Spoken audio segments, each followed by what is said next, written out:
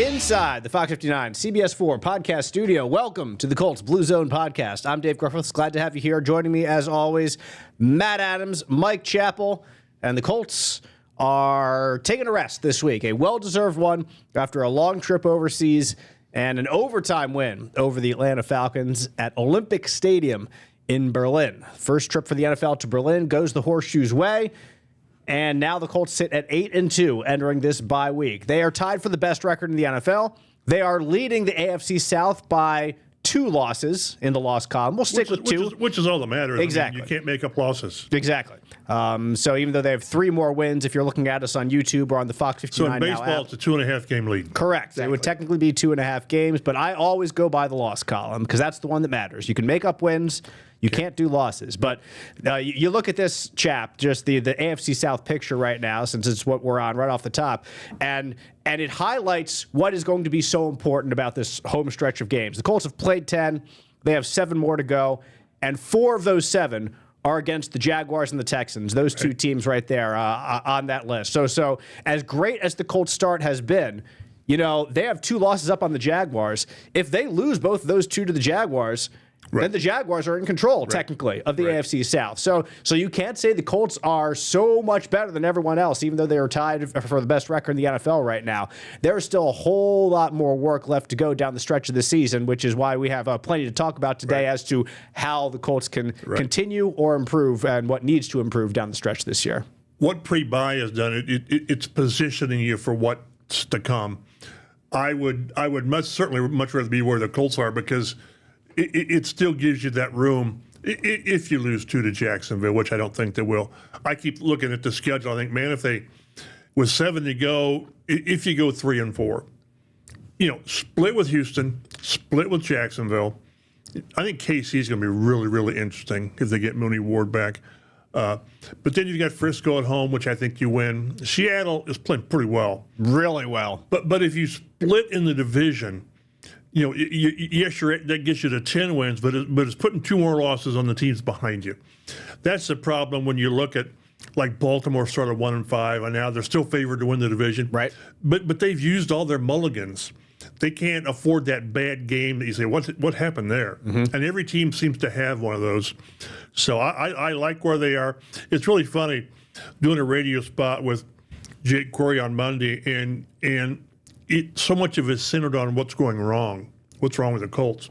They're 8-2. Wouldn't you rather be sitting 8-2 and say, yeah, the offensive line and the defense and this, that, and the other, as opposed to being, you know, 2-8. Right. Which we've been there before, not 2-8 for quite a while. But 4-5, 4-6, somewhere around that range. So that's what, you know, and look around the league, holy smokes, every team, I think without exception, has had a week or 2 where people say, yeah, we had those guys overrated. Mm-hmm. Buffalo. Yep. They're sort of, I mean, they went to Miami and stepped in it. They lost to the Falcons earlier this year, 24-14. But, yeah, the Miami one's a big one, too. You know, and all of a sudden, Green Bay, they've scored like 13 points in each of the last 2 home games. Mm-hmm. And they look awful last week. So Philadelphia's offense is going through it. Somehow they pulled it out against the Packers last week. Yeah. Asking, why am I here, sort of. So that's what this league is. It's about how you deal with the adversities, and I'd much rather be going through, and we'll talk about it later on, the adversities you're going through. But to be 8-2, and as we've said, a show of hands, nobody thought they were going to be 8-2. No. No, you didn't. Put it down. Put your hand down. I thought they would win 8 games this season. That was more in line with what I thought. So haven't they covered the over in Vegas? Was it 7.5 or 8.5? I think it was. Yeah, I think so. So that's what they've done. And yes, they've had games. They should have lost to Denver, but they should have beaten the Rams. And that stuff evens out. To be where they are, it's right there for them. They don't have to do really squirrely things to win the division. And the winning division means a home game. And if you keep playing well, there's a chance for the number 1 seed. Right. Although New England's got the inside track because of their closing schedule. But they're in position to do something really good. Looking at the AFC standings right now on YouTube or on the Fox 59 Now app, you see the Colts on top of a 3-way tie for first with the Patriots and the Broncos. Of course, it's a head-to-head win over the Broncos and the conference record advantage over the Patriots that has the Colts up there on top of the AFC for now. I think it will be tough for them to maintain that, like you mentioned, down the stretch this year because of how tough the Colts schedule is and because of the relative ease of the Patriots schedule. Because all of a sudden the AFC East has really gone into the dumps. Right, very much so. It's the Bills and the Patriots right now, and like I'm not selling off the Bills completely. Even though I think it's hilarious that Mike McDaniel is trolling Bills fans like in pictures, like going around and driving, and that's funny. Right, like, that with is his window down on. That is class A funny. Right, to me, based on how much he has gone through it this year in Miami. Hey, you get the win. You get to have fun with it. For the most part, it's a week-to-week league. It certainly is. When you're up, you kind of pound your chest. And with no super team in the NFL this year that I think everyone would be pointing to say that's probably the best team right now. Who are the two top teams? It could be the Rams and the Seahawks who are playing this weekend. That's what I think. Yeah, me too. Rams are really good. Of course, we've seen them. I've seen them play a couple of times. Haven't seen as much of Seattle. And the Colts should have beat the Rams if not for two glaring mistakes by a gentleman who's no longer here anymore. So we don't need to talk about that right now. Did we talk about him last week at all, A.D. Mitchell? I don't think we did. But obviously part of the trade.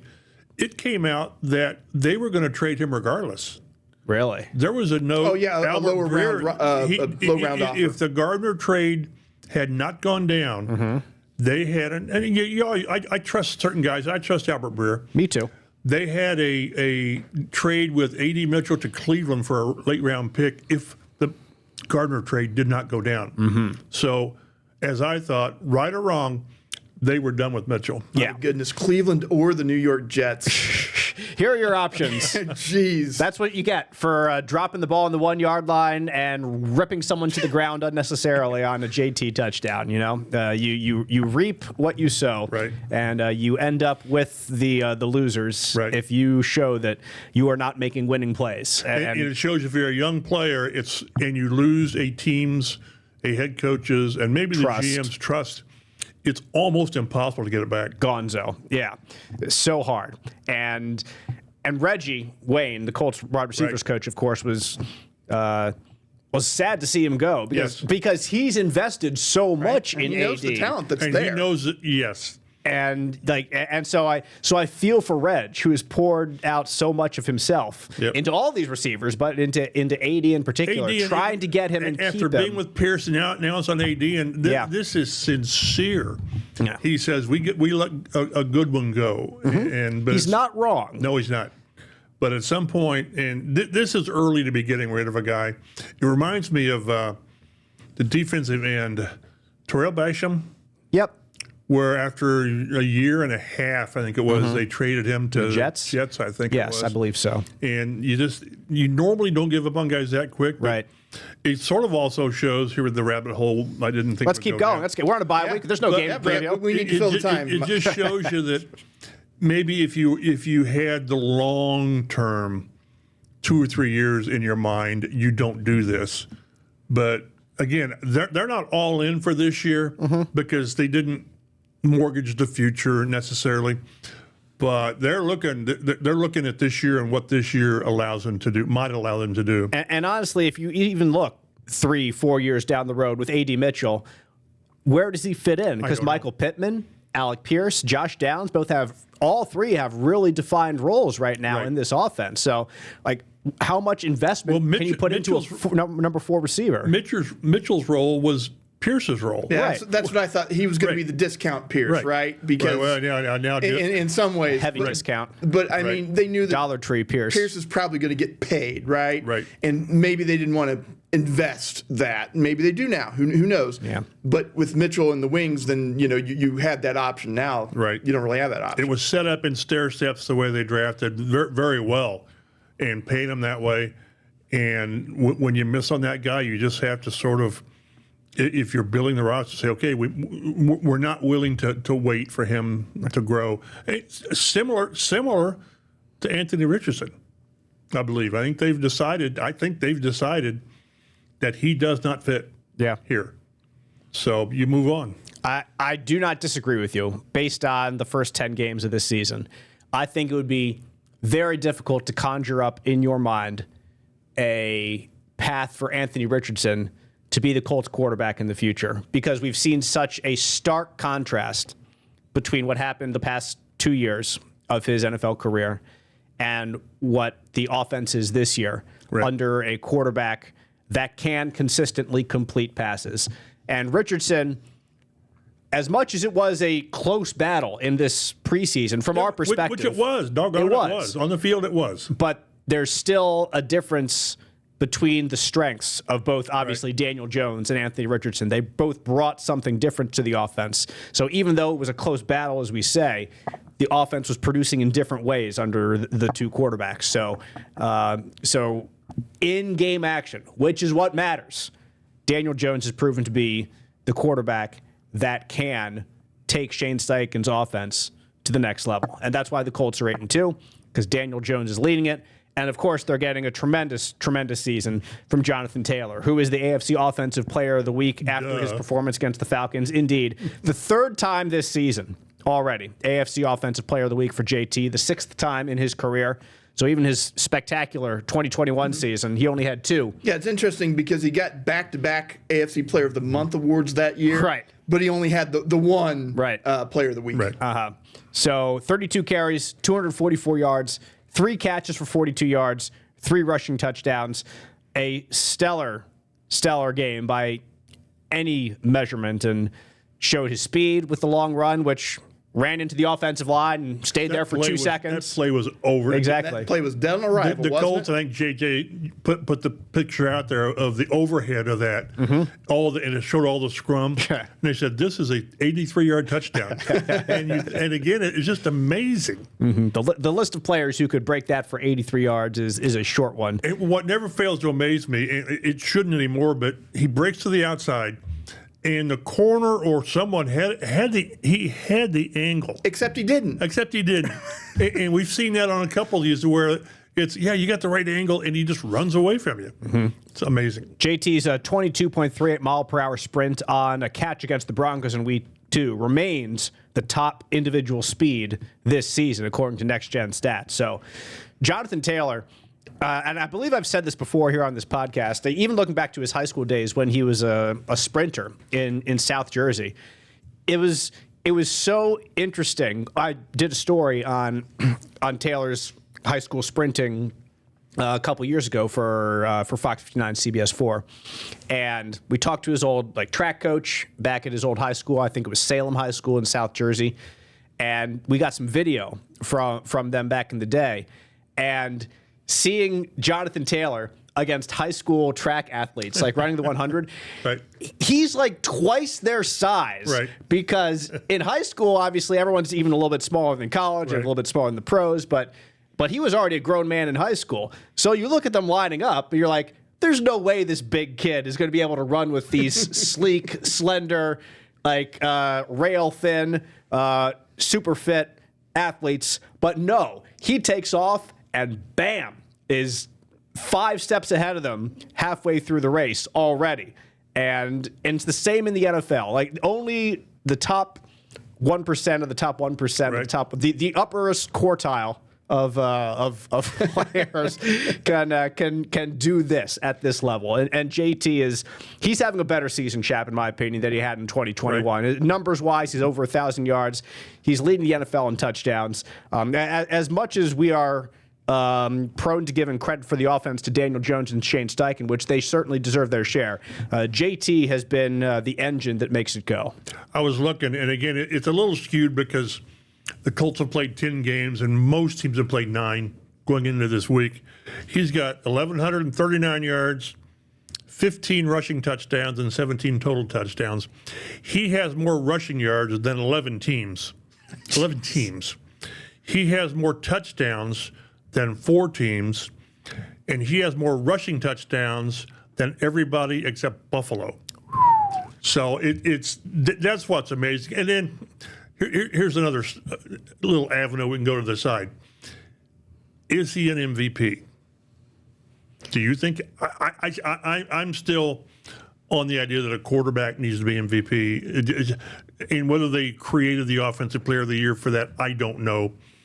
But I still look at this team, And the way I would look at it is if you take away Jones or take away Taylor, which would have the most impact? And I still think it's Jones because of the drop-off. But, boy, Taylor, maybe he wins me over as MVP. Offensive Player of the Year, the problem he may have, again, is the receiver out in Seattle.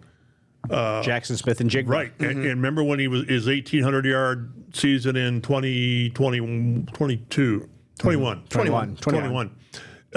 Cooper Kupp Had his triple stupid season. had the Triple Crown. Yeah.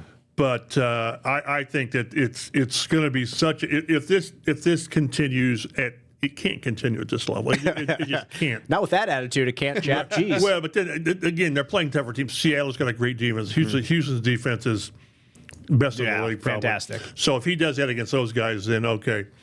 But there's no way you can say that this is even remotely not top. Who did I see the top three MVP candidates? It was like, and this is crazy. One was Drake May. Drake May does not belong in front of Jonathan Taylor. I will argue with that. But Sam Darnold or Matthew Stafford, Darnold's maybe. been so good. I know, but he's not only in the West Coast. He's up in the upper right corner or the left corner of the West Coast. Yes. But JT is going to make everybody think long and hard, including me, about kind of running back be the first one since Adrian Peterson. Yeah, I think Peterson in 12. Yeah.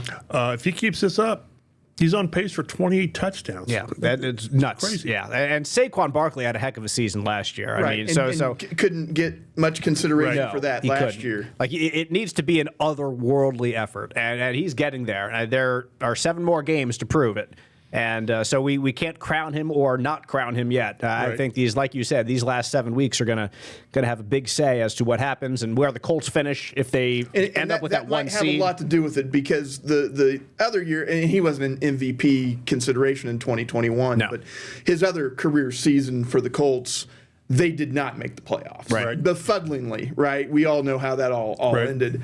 And, so this team, if this is a better team, and I do think it is a better team. You win the division and you have a guy that does this. That might tilt it a little bit one way or the other. It's kind of like it's kind of gotten like the Heisman Award. You got to be something really, really special, as it was the case last year. But amazing. And if you're not a quarterback, it has to be extra special. Right. This is inarguably a better team than 2021, and that's all I'm going to say about that matter. That top to bottom, this team is much, much better. And JT is having a career year. It's fantastic. On the other side of the ball, the Colts are going to have to pick up the pieces with DeForest Buckner landing on injured reserve. It's frustrating because last week we talked on this podcast. We're going over the injured list. It's Wednesday, so you have a practice and I'm running down. Wednesday report doesn't. Yeah, exactly. I see. He never practices. I see DeForest Buckner neck, and I turn to you, Matt, and I say, well, if his neck's on, he's going to play in this game, and then we just keep going. That's all I say, and we continue going on. Well, it appears, and also I will say, Shane Steichen had said on last Monday, that there were no injuries coming out of the Steelers game. Yes. So I'm kind of using that as well as part of the reason why I'm saying that, because I don't think Buckner's injury is that serious. Turns out it is a little bit more serious because he lands on injured reserve. He's going to have to miss 4 games. It's not just 4 weeks. It is 4 games you have to miss when you're on injured reserve. So he missed last week's game against the Falcons. He gets this bye week, which doesn't really count toward the 4 games. And then Chiefs, Jaguars, Texans, all of those games he certainly will miss. He could be back for the Seattle game, but that is an if he is healthy enough to return at that point scenario. Then you get a window to practice, and then you are able to come back if you can, all those rules. But Buckner Chap has been a linchpin in this Colts defense. He helps make this defense go, and especially when there's not been a consistent edge rush, even though Latu's had a couple good games here and there. It's snowballing a little bit for him, which is encouraging, which should be encouraging for Colts fans. Nevertheless, even with him improving, Latu on the edge, losing Buckner in the middle is a big blow to this Colts defense. It is. I mean, go back and look. I mean, since he got here in 2020 on that the first round pick deal, the first big Ballard trade, he's been the guy. And whenever he's not been in there, it's just hard. It's been hard. No, it's not been hard. It's been impossible to replace him with anybody remotely as effective.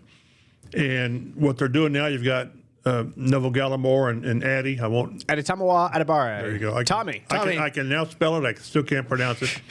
They're playing better, but it's not the same.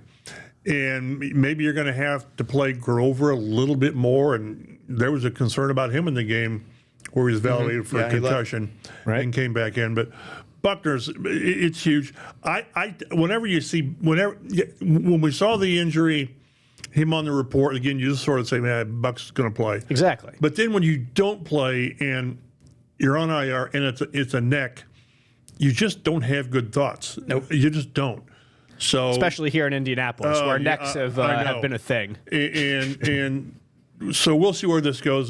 Shane Steichen's been, I think, what he said, we hope he hope he's back this season. It didn't sound real optimistic there, to be honest. It's like, I think the quote was something like, we're hopeful he comes back this season for sure. Like that. So, I know. So how can you be more vague? Positively, almost, yes. maybe. So it's really, it's kind of how this season's gone.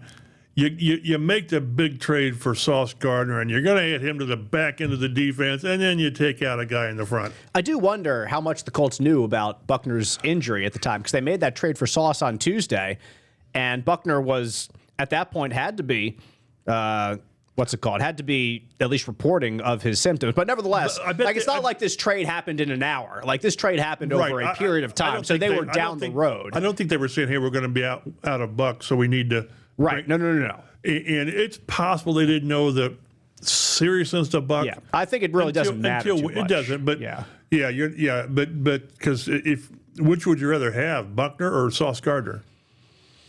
I'd rather have Buckner. I'd rather have Buckner, knowing Mooney's coming back. You hope. Right. Exactly. And that's a big reason why. Right. But it's a massive loss, and again, I've always been impressed with Buckner's loyalty to the franchise. I don't know what other word it would be. I think he likes it in Indianapolis with the family. But this is a guy that if he's on Buffalo or the Rams or Kansas City, he's viewed as a top 3 player at his position. So he's given up some things legacy-wise to stay here. Now, he'd have gotten paid wherever he went. The money's irrelevant as far as what you do, but it'll be very difficult over a long stretch to get along without him. So the onus now falls on the rest of the D-line. Like you mentioned, it's Tommy and Gallimore in the middle. They got the lion's share, obviously, in the middle. Grover played quite a few snaps, obviously, for them. And it'll help if they can get Tyquan Lewis back. It will. Certainly. Because he's versatile. He can play inside. Yes. Now, he's not the 3 technique that... But it gives him some versatility, and this is going to make Lou be more creative with his front. It has to be. And, well, he should be happy to have Sauce Gardner back in the back end, because that'll help. You know, it's one or the other. It's rush and coverage. So did I. I thought he was just fine. Like, the 2-point conversion wasn't great. But exactly. So that happens. But other than that, I thought he gave up. He had a pick 6. Yeah. He had a pick 6 he dropped. Yeah. I thought that... They didn't throw over to him very much, which is what you would expect. Right. So I think I was happy enough with his performance, and like it's hard to live up to the billing of 2 first-round picks and A.D. Mitchell. Like it just is. But and when you practice twice, exactly. You came in and then you had to fly out to Germany. This isn't quite. It's not quite like Jacoby Brissett being starting quarterback after being here for a day and a half. Right. You know, but it's not that far. Exactly. But playing quarterback, you're on an island anyway, so you're expected to be great individually, and Sauce has proven that he has in his NFL career. I'm really looking forward to what they can do with Sauce and Travarius Ward. Remember, Ward was the guy they got. Well, now we get the guy who he can shadow, he can travel with somebody. Right. So now you get two guys you can do that with. What I'm curious about is how much work he's doing this bye week, because for everyone else it's probably Mooney? No. I mean Sauce. Cut bait with everyone. You guys go enjoy your families, enjoy your time off. I'm gonna read the But Sauce, hold on. We have a couple of assignments for you on but this the coaches bye week. are gone too. Exactly, that's true. So it will be things he's doing on his own, and I think the way they play that he can. There was the one play I thought he went. Was it the touchdown where he went inside? Yeah, and he should have probably stayed outside. Because Pratt ended up, Drake London ended up on Pratt. Right. That's it. That is a nightmare matchup. And you go back and look at it. They had the middle of the field covered. Yeah. And I think Sauce should have shaded over to the outside. Which those are the things you're going to have problems with until he gets more comfortable with all the calls. Mm-hmm. And so yeah, that's Sauce's first game as a team. The Colts won the game, which is at the end of the day great. We talked about JT.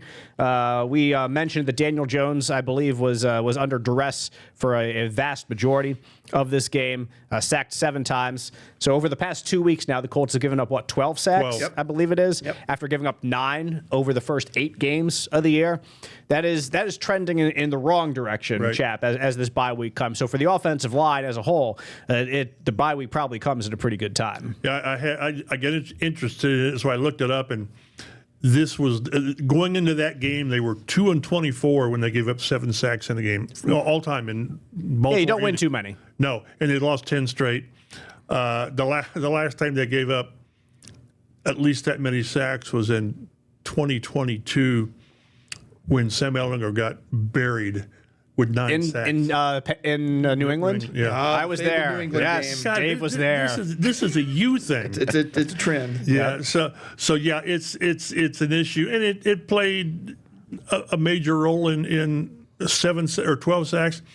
Jones has had 7 turnovers. I think there's a direct correlation there, right, Chap? Right, and he has to be more conscious in the pocket with 2 hands on the ball.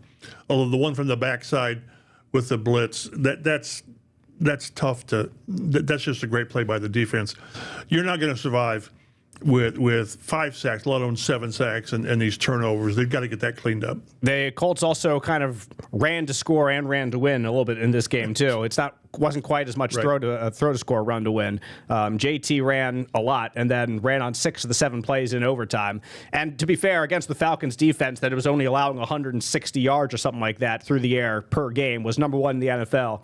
That's probably a good strategy against them. But the one throw on that series was a great throw from Jones to Warren. Very much What a needed hookup one between those two. Yep, it was fantastic. Tyler Warren, 99 yards on 8 catches. The Colts still under 100 yards for every one of their wins in receiving. For every one of their wins. Right. They have never won a game where a receiver has 100 yards.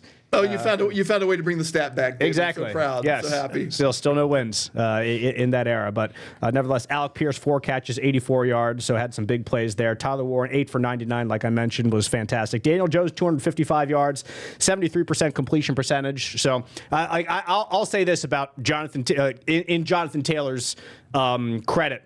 Daniel Jones is not overly asked to make big plays too often. I'm a little surprised that they're not running him more like they did in New York. I think that's a good question for Shane coming out of the bye week is, hey, you're not running Daniel Jones quite as much. This was not – he had 7 for 53. Mm-hmm. That was his high for the They didn't run him to get 53 yards. Those were escaping pockets. They were. Yep.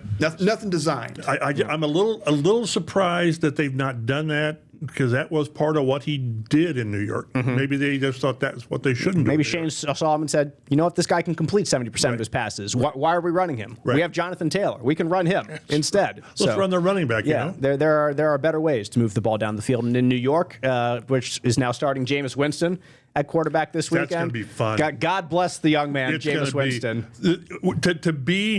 To have the designation being the only 30-30 guy. Yep. That's amazing. Under bombs away Bruce Arians for that 1 year, which was what a year to remember. Who else would it be under? It would be under Arians. Exactly, that's it. He's the only one that would do it. Maybe Jerry Glanville if we go back far enough. Mike Martz with the Rams. Yeah, yes, with the Mark Bulger era Rams. Nothing about turnovers. Nope, didn't matter. As long as you kept pushing it down the field and putting pressure on the defense. You're watching the Colts Blue Zone podcast on Fox 59 now. Sauce Gardner made his debut, played 63 snaps. That was everyone no pitch in this game. So, yeah, exactly. Drake London against Gardner, there were 2 catches for 26 yards. And as Matt notes here, slipped on the 2-point conversion. Were you surprised they didn't lock him up on Drake London more?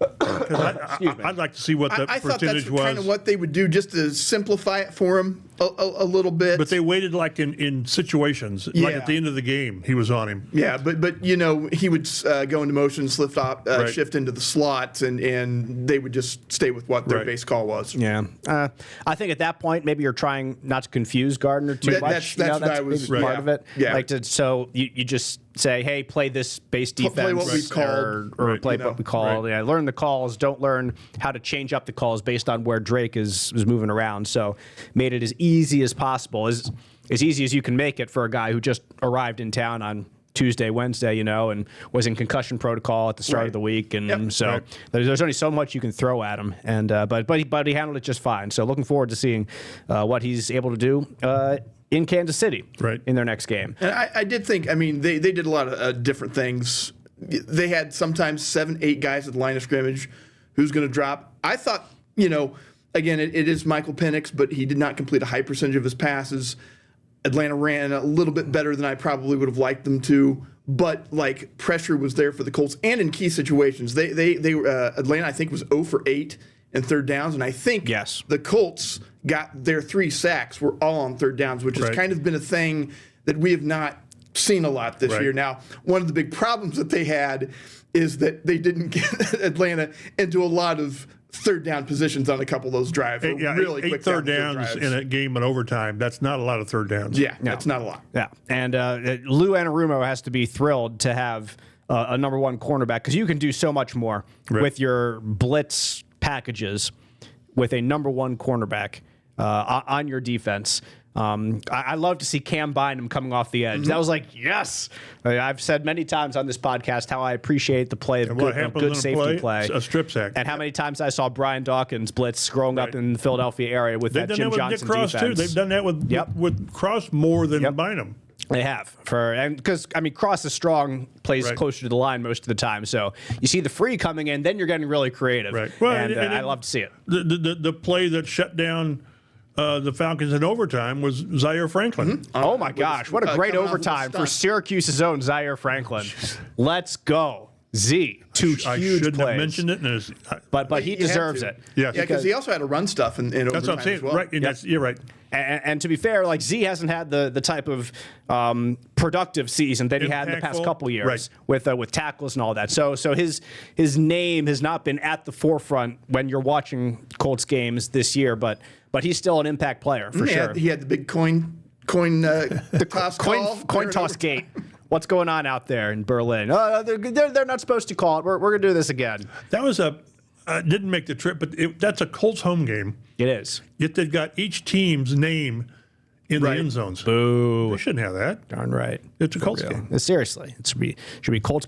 Should have a horseshoe at midfield. Yeah. Unbelievable. Whatever. The disrespect. I know it. Let's talk about Tyler Warren, because this young man is already at I have a friend who bet the over in receiving yards for Tyler Warren this year early on. Already hit the over. So that number skyrocketed throughout the summer as people realized, you know what? I think Tyler Warren's going to be a big part of this Colts offense. I think it started out as 525 is what it was, and it's already past that right now. He was fantastic in the game in Atlanta. Had 8 catches for, like I said earlier, 99 yards, and set up that game-tying field goal as well with the 23-yard over-the-shoulder grab. 4th and 2 catch too. Yes, the 4th and 2 catch was big. He's been everything the Colts have wanted, and as the second tight end off the board, Chris Ballard has said we were fortunate to get him. I'll say this: Colston Loveland is looking better for the Bears over the past 2 weeks, so he's starting to make some production, so the Bears don't have quite as much egg on their face as they had maybe earlier in the year when Loveland's doing nothing and Warren's out here tearing it up for the Colts. And the Bears keep winning too in dramatic, crazy ways. They're playing. Yeah, this Caleb Williams guy seems like he can sling the rock. Yep. And he's fun to watch. That team is fun to watch. But Warren has 611 receiving yards, leads all tight ends, is 5th in the NFL in yards after the catch as well. So he's getting it and not just going down. Running through guys. Jack Doyle, God bless him. He was good to catch, turn, and maybe fall forward for 2 more yards. But he wasn't going to outrun too many people for what the Colts asked him to do. For what Tyler Warren's doing, the Colts are asking him to do a lot. As a tight end, as a fullback, and he's making an impact chap on every play. It seems like he's out there. Somebody mentioned that it won't happen, but they had to consider him for like all pro at fullback. Mm-hmm. And someone put out a clip on him lining up 4 or 5 plays, I think it was, at fullback. And he's just knocking the shoes off of people. Knocking the shoes off of people. And like 3 or 4 of Taylor's big runs, he's doing that block in the middle that Jack Doyle was just expert at. Yep. And when I get a chance, I'll ask Chris Ballard, did they see that aspect of his game in college? I don't know because he did so much else. But it's what he's done. We knew what they were lacking. Remember, they always used to say, "Well, we need somebody that can attack the middle of the field," and that's what he's done. Although sometimes that includes those deep crossers or deep posts, and he's probably had. I should have looked it up. He's probably got 5 or 6 plays of those 18 to 20 yard completions. But and like you said, we'll get to Daniel Jones, but there were like 2 or 3 plays at the end of the game that they just had to have. 3rd and 19 and 84 was there. 3rd and 21. Yeah, and they got 19 on the and then the 4th and 2, he was contacted like right before the line to gain, and he pulled away from the guy. So yeah, I don't know what more you could have expected from him. I would think he's probably exceeded. Yeah, I think so. Like it's been somehow better than advertised. Right, and he's already broke the franchise rookie catch record. He's got 50. I think Dwayne Allen had the record. Yeah, it was Dwayne Allen. 42, I think it was. Mm-hmm. I don't think he's got the yards. Does he have the yards yet? I have to look that up. He's well on the way. He's got, what's it, 600 and 617. So that's on pace for probably 1,050, I don't know, with the extra game. Yeah.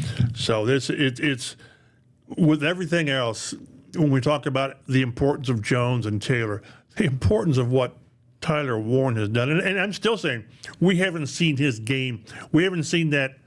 I've been waiting for that Jonathan Taylor game, which we finally saw. Yes, we did. And I'm still waiting for Tyler Warren for that 14 catch. Oh, yeah, 14 for 160. Yeah. Because it'll be hard to do with all the other people around him.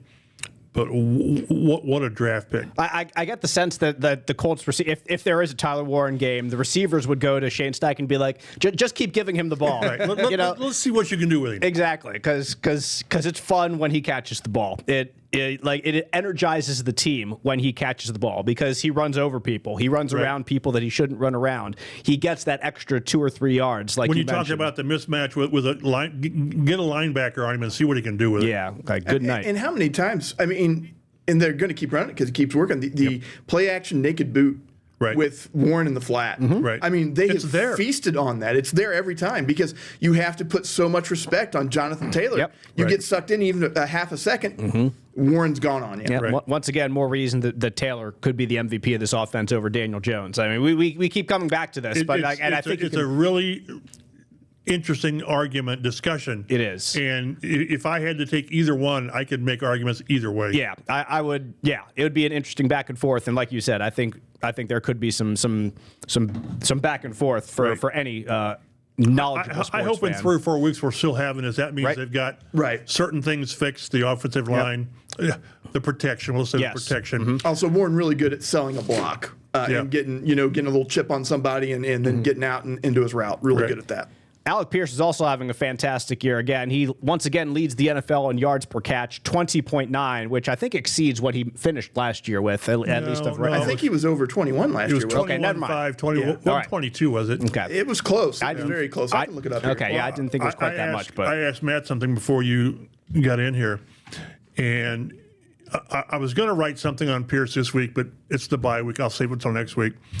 But he is on pace to be the first player since who to lead the league in yards per catch in back-to-back seasons. And it's sort of a former Colt. Sort of a former Colt? Yeah. Sort of a former Colt. No, it's not a former Colt. It is a former Colt? A guy who played for the Colts. Okay. It wasn't with the Colts, though, was it? That he led the league in receiving? No. It's not, wouldn't be Pierre Garçon, would it? Nope. I didn't Further think back. so. Shoot. I don't know. Is it Irving Fryer was a Patriot, not a Colt. Is it? Wait, who? Flipper Anderson. Okay, nice. He was here for like 2 games. Yeah, and he had a blew cup out of his coffee knee. here and then. Yeah. But the last I wouldn't have gotten that. the last time that a player has led it back-to-back seasons was in 89 and 90, Wow. which shows you the difficulty of what he's trying to do. And 22.3 last that's year. right. I thought so. I thought so. And it was still like second or third in franchise history. Was it Jimmy Orr or one of those guys? But it's what's really interesting about Alec is he's expanded his game on the route tree, on doing certain things underneath and all that, and they still take shots. The 37-yard touchdown, it was a total example of how you simply trust your player. Yep. He was covered. He was covered by the corner, I guess it was, and then the safety comes over. Yep. And your guy comes down with it. And Pierce has done that more often than not during his time. So he has done everything to earn the trust of Daniel Jones or whichever quarterback's throwing the ball in that scenario. Throw it up, Alec will be there. At worst, it's probably going to be an incompletion because he's going to find it, he's going to get in good position, and he's going to try to outjump someone. As the shortest member of his family, shortest son in his family, Alec Pierce, his other brother's a Princeton, I believe, power forward at like 6'8" a couple years ago in March Madness. But Pierce can go up and get it like his brother went up and got rebounds for years. Excuse me. So yeah, Pierce has been great. He's second on the team with 585 yards receiving, and very much in line for a big payday this offseason. And with A.D. Mitchell now gone, I don't know what other option the Colts would have except to franchise tag him or Daniel Jones. Yep, And at this point, as we can perhaps peek ahead toward that briefly.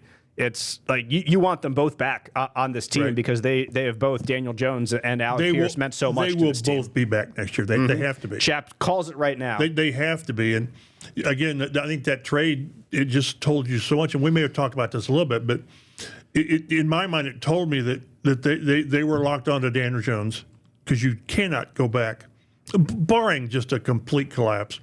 You can't go back to this year-to-year thing. And you've given up your 2 first-round draft picks, which gave you ammunition, but it also told me, like we talked last year, that Alec Pierce will be back. The only issue is how much. Reggie's great quote was, I said, how would you describe Alex's arrow? He said, it's going up, just like his price tag is. Yeah. So the only issue, I think Pierce is going to be so interesting.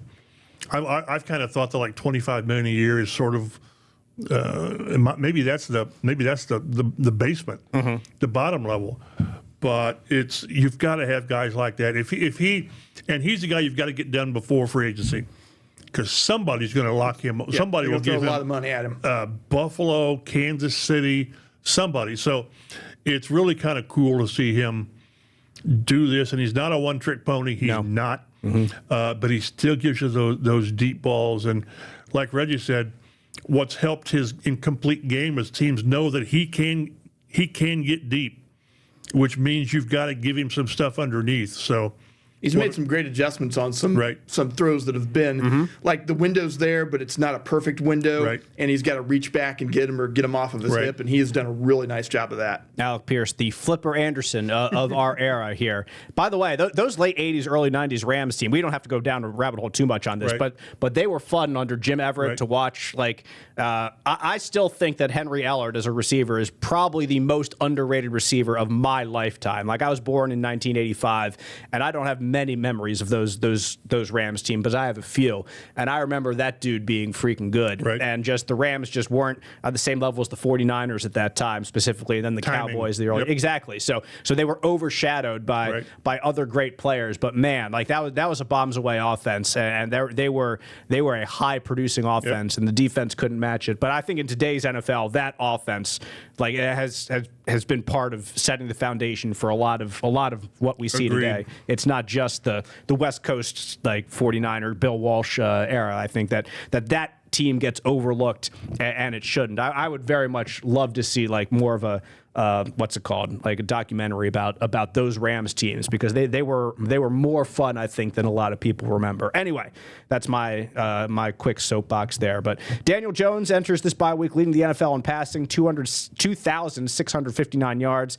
His 8.3 yards per completion ranks 4th in the league. I believe Sam Darnold is number 1 in the NFL. His is over 9, and just like I said earlier, he's having a great year. But Jones, if there's any cause for concern, it's the turnovers in the past couple games, 4 interceptions and 3 fumbles lost.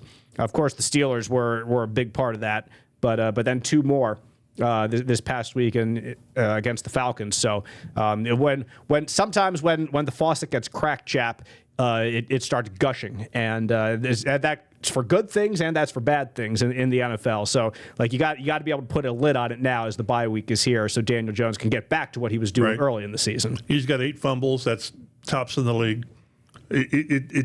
When you see the way the last 2 weeks are going, you think, man, this is how Matt Ryan played as far as ball security when they were here, and that's what you don't want. Right. I mean, that was and what you have to determine is how much of this is on him and how much of this is a byproduct of the protection. I'll try to quit saying offensive line because there's more to it than that. But whoever's to blame, you cannot keep playing like this.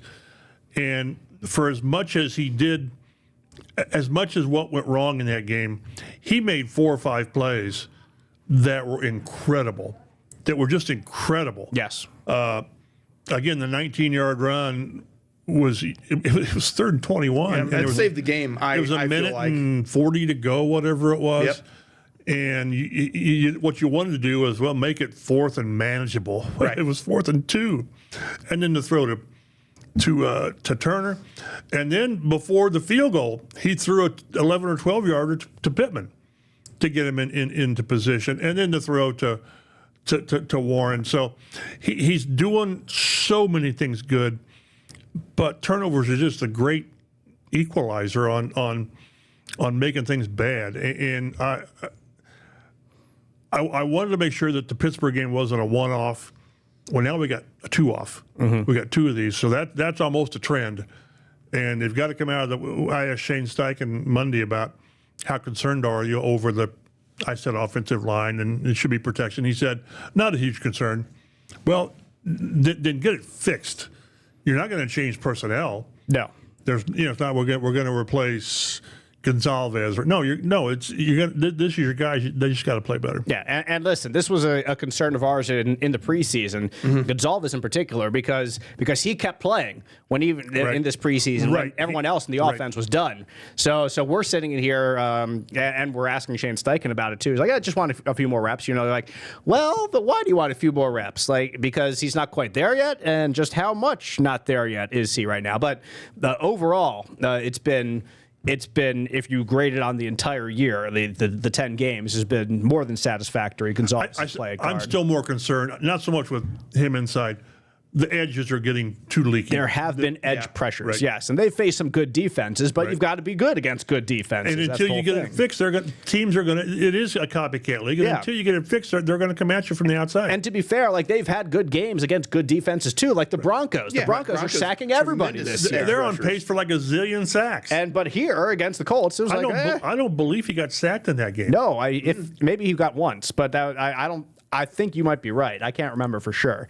But overall, the offensive line and the protection has been, for the season, good. For the past 2 weeks, not good. Not good. You can't say, you can't put any kind of spin on that. Well, and it's been the edges, like you mentioned. I think so. So Braden Smith and Bernard Ryman are maybe a little bit under the microscope here as we turn the corner toward the second half of the season. In the Broncos. There we go. I thought there was probably one, but yeah, Tanner Bortolini, by the way, has been more than acceptable, filling in for Ryan Kelly over the past. I just noticed as a sidelight, the Vikings just opened a 21-day window on Ryan Kelly. Yep. On the concussion. Godspeed, buddy. I'm really concerned with him. Yeah, likewise. But if you're a Colts fan, you should be very happy with how Bortolini has played there. He's probably playing Pro Bowl level. You're saying that? Better. I was going to say better than Kelly for the last year or two. Latu leads the Colts with 5 sacks. He had 2.5 of them against the Steelers. Also tied for the team lead in interceptions, as Matt points out here in our rundown with 2. It's one of those little quirks. Yes, exactly, with Cam Bynum and Mekhi Blackman.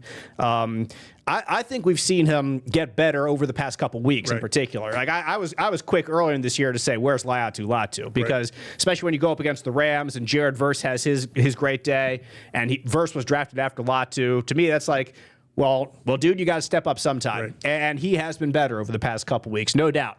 And now that Buckner is out for a time, Like the onus falls, I think, on him on the defensive line And to could he lead pay? that And group. could he pay? But more so Latu. More so Latu, yes. I think Quiddy is more of a finished product I agree. than what we have from Latu right now. So has he developed this year? Yes, he certainly has. Is there a ways to go? You would hope so if you're a Colts fan.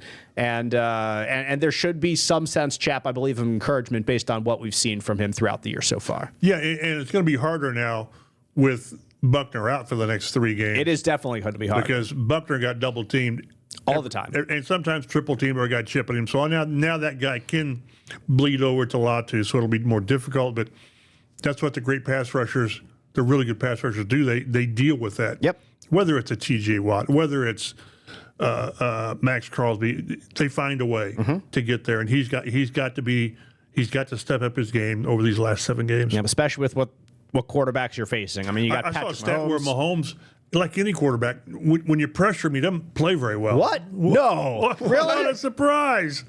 So you've got to. Mahomes is going to find ways to make plays. Make him make those crazy plays. Make him make it 5 hard. of those. Right. If you make 5 crazy plays, God bless you. You beat us. Yeah, probably. But don't let him sit back here and go 18 for 22. How are we feeling about the field goal unit, guys? Because Michael Badgley did not exactly have a great time out there in Berlin after a really good game in Pittsburgh. I'd given him some kudos for the Pittsburgh Yep. game, even though they lost because they hit a couple of 50-plus yarders. We had some concern about distance, not so much accuracy. But, now an extra point, and that extra point, man, it screwed up the entirety of the scoring for that whole game. Messed it up. Yeah. I'd give him a pass a little bit on the 53-yarder because we know, even with the Pittsburgh game, we know that's not his strength. Although I've got to say, of all the games you watch and you see guys miss 50-yarders, how many of them are short? Not many. Not many. They're usually wide. It was right down the middle, but it was, I don't know, 3 or 4 yards short. Right. You can't miss extra points. It just mucks up the rest of the game. And that was the second missed one because he also missed one against the Chargers, I think, in their first drive. But they're not. And someone asked it, and you got to ask it. But are you worried? Well, no. You can't.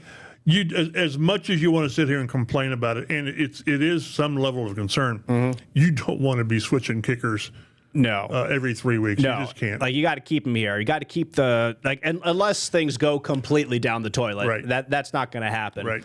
Down the stretch. And of the I don't season. think it will. No, I don't think so. But it just showed you, though, even though he kicks the 2 50-yarders at Pittsburgh, that it's going to impact Shane Steichen when he gets what we talk about, the 30 or the 33-yard line. Yep. It's kind of where you want to. 4th and 3. What you going to do? Right. Yep. And that's going to be a question. In big I don't know if games, that because they went for it at the 27, I think, thought the same thing. and I wondered if that was a byproduct of that. Yep. I was watching the game-winning overtime drive as they kept running JT, and part of me was like, well, JT keeps running for yards. You might as well keep going. Yeah, but another part of me is going. like, you're well within field goal range. Why don't you kick the field goal? Well, I know why they didn't kick the field goal. Well, at the end of regulation, he kicks a 44-yarder, but like I said, they had about a 10-yard completion to Pittman. Yeah. Would you rather be kicking a 44 or a 54-yarder? Yep. Yeah, it was much appreciated, I'm sure, to get those extra couple yards. Next game will be the Colts in Kansas City against the Chiefs. November 23rd, a 1 o'clock kickoff on CBS 4 if you're watching in central Indiana. Also, Colts fans will be quick to point out that in the regular season, Patrick Mahomes is 0-2 against the Colts in his life. So it's nothing but losses. Is that what we'll write about it? You want to keep writing about it and just tell Mahomes, hey, they're not beating him, huh? Exactly. Yeah. You don't want to poke the bear too much. One of them was the Kamoko Toure game in Kansas City. And one of them was a Matt Ryan and Chris Jones game where he said a dirty word. He said the magic word. That's right. To Matt Ryan, got called for an unsportsmanlike penalty. In that season. Yes, in the season that they didn't play football in 2022, but somehow they played that one game that we remember. That's when we had some optimism at that point of the season. Exactly. And then later we were crushed afterwards. Silly boy. You didn't, and it was gone. So Colts fans should have some optimism heading into the future, but there's certainly some topics that I'm sure we will get to over the coming weeks. Don't think there's any possibility of that game getting flexed. I think the time has passed the already. The window has passed. Yes. And then I think the Chiefs play Thanksgiving anyway, so it wouldn't be something you want to move. Well, the Chiefs. This will be. Who knows what kind of shape the Chiefs will be in going in that game? They're in Denver this week, right? And as the playoffs start right now, they're not in them. That's true. That is crazy. It is. Yeah. It is, and Buffalo's like the 6th seed. So it's The Ravens are out. The Chiefs are out. Buffalo's the 6th seed. And those are probably your 3 top teams. Yep, you're taking a look at it right now. If you're on the YouTube or on the Fox 59 Now app, the top teams are the Colts, Broncos, Patriots, Steelers. Excuse me, and the perennial powers you would think well down there. But again, 8 more weeks.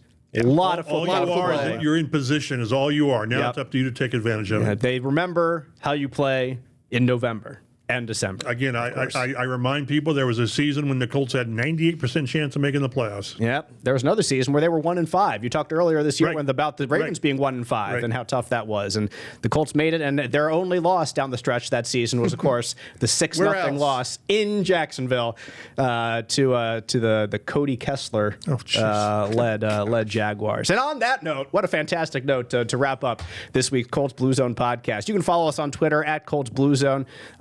I'm at DaveG_Sports. Matt is at Statomatty. Mike is at MChapel51. We'll be back next week to talk all things Chiefs and Colts. We appreciate you listening. We'll see you next time.